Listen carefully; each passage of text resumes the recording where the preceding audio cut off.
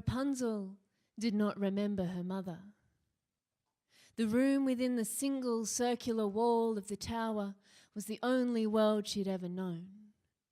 So she's growing up and going nowhere, walking in circles every day the same, locked in a tower, bored out of her brain. Something about her pain and her solitude spoke to me, enchanted in its unspoken mysteries. Why did Rapunzel's hair grow so long it reached from the tower and all the way down to the ground? We've told her story over and over to find out. This tale winds back through 4 centuries, passed down by women anonymously. You find it stretched between continents, wound round turning points of history, like Rapunzel's hair that grew so long and traced an impossible journey.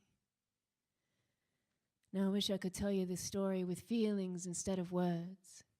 In her, I feel this tiny speck of desire, and it burns. And I'm going around in circles. The tale tells me she's perfect as a virgin. I know that kind of perfection can feel like a burden. I know how her innocence feels like ignorance, and it's heavy and it hurts her. I know this because I've been her. I've cleaved to images of femininity, and I have seen her. You've seen her. Girls locked in towers, girls locked out of reach of their own powers, while around the edges of their minds run stone-cold rings of doubt. If only I were normal, they would surely let me out. This tale has never been about what she wants.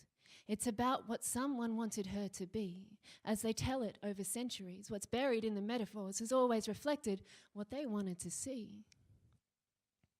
So Rapunzel walks around in circles, and her hair is tracing circles in her wake, a dragging, wallowing, sinuous weight, following like some enormous snake that could swallow her up in her sleep.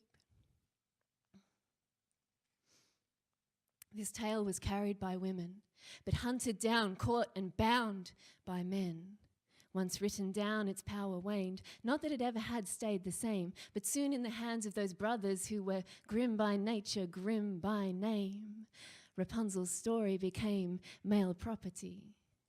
See, when they found her, she was with child by a prince who slept with her nightly. But that was a little too naughty when they caught her in the 19th century, and they had to erase all trace of her sexuality. So the hair became a symbol of sex. Her skin cried out to be caressed. Instead, they pressed her into silence and buried her body in metaphors. As if there were no desire anywhere in this story. As if there were no little pulses at her groin, sending shivers through her loins and coiling into our imaginations. No, just a trail of hair that smacks of desperation, overcompensating for her narrative castration. This tale has never been about what she wants. It's about what we wanted her to be. As we tell it over centuries, what's buried in the metaphors has always reflected what we wanted to see. So she's painted like a patient maiden in every dainty illustration, golden hair cascading downward while she's waiting to be saved, smiling like an angel from those enclosed spaces, replicated like a woman with 1,000 faces, over so many times, so many generations, and somehow the story never changes. Women trapped in towers, trapped in relationships, trapped in poverty, trapped in shame, and we have learned to repeat the same archaic phrases like, I can see no way out of my situation. So we go around in circles, hoping whoever's writing our destiny might be merciful, hoping not to remain like Rapunzel, who does not know the touch of grass or what it's like to walk in the open air. Her only landscape is her hair. She curls inside its rivers and its hollows, its windings and its waterfalls, where all the days of her stopped-off life can be traced, waiting in the wilderness. I was trying to tell a story with feelings instead of words. I thought it was finished with me, but it took me further. So I saw a girl, self-bound, tower-bound, bordered by empty wilds. Her body awakens, she's no longer a child. Her aching cells follow a longing that's growing stronger, and her hair grows longer and longer. It grows fast and wild like flames to attest to her burden of yearning, her stranded flesh, this ridiculous, limitless, cumulant zest of her unspent and festering energies repressed in that tower. And suddenly, I see it. We all carry within us the seed that will set us free when we need it. One day, Rapunzel saw a prince ride by and thought, ooh, the things that I could do with him at night. Ooh, those strong arms, those firm thighs. And her hair grew madly while she dreamed her desire. Next day he saw the hare, a long golden banner flying from the tower, calling him to enlist in the army of love. And he climbed into her room and into her bed, shared the pleasures her imagination left unsaid. And then her belly was swelling, her body was telling a secret, the secret of her desire. And that secret was enough to get her thrown out. And his eyes were torn out on thorns, and of course her hair was shorn, because she was not innocent anymore. And after years of wandering blind in the wild, he heard her singing. And then all was reconciled, the woman, the man, and their twin babies. And in these stories, that means double happiness.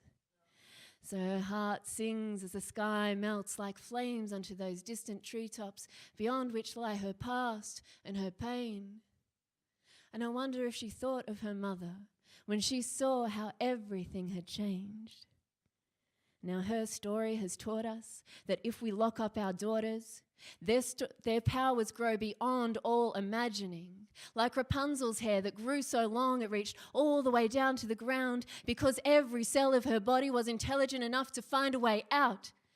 That little speck of desire had grown into a raging fire. Why don't we call her a symbol of power?